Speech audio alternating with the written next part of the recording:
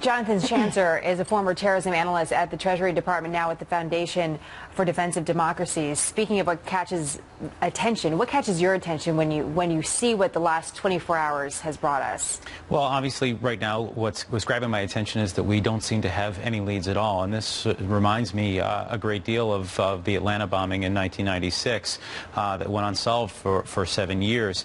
What we look for right now is perhaps a foreign group to claim responsibility, which we have not seen.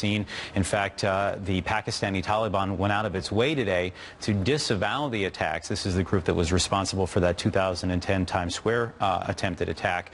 And so they've disavowed it. No one else has come forward on this.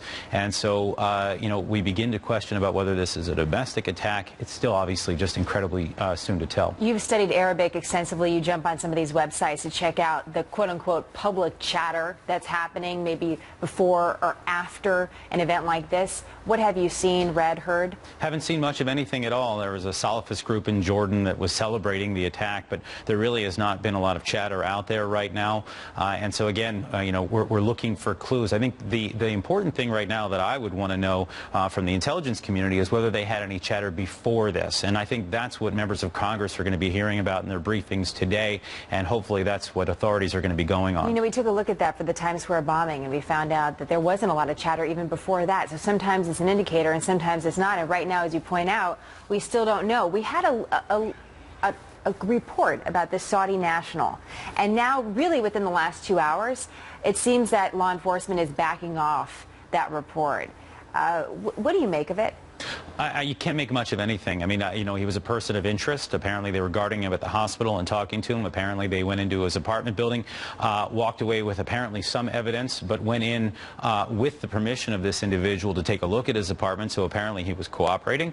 But what I'm hearing right now is there's someone else, someone who is a foreign national, dark-skinned with an accent. That's all we're getting right now. I've heard it from a couple of different people, but again, really too soon to tell. As someone that looks at the Middle East, and there is a focus there naturally because of 9/11, that sometimes comes up as a gut check.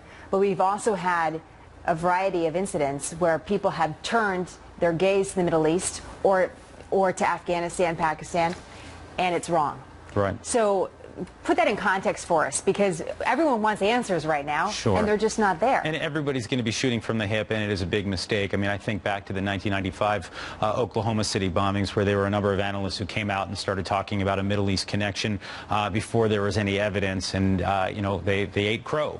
That's not what anybody wants to be doing right now. You want to get facts, and the big problem is that nobody, the FBI, the authorities in Boston, nobody seems to have any answers, so everybody's guessing. Just real quick, do you believe, is it a pattern we see with terror groups that they will come forward and claim responsibility as part of propaganda? Is that part of their pattern of behavior? Is that an indicator? Typically, yes. I mean, typically, if it's a foreign organized professional terrorist organization, they will want to claim responsibility, obviously, we're not seeing that yet. So, there's a lot of guessing right now that this is maybe a lone wolf or some sort of a ragtag group that's based here in the United States, someone who's been inspired off the internet. I mean, there's any number of theories out there, but again, until the authorities can give us, some real hard evidence, everyone's going to be guessing. Good context for us, Jonathan. Thank you as always. Thank you. John?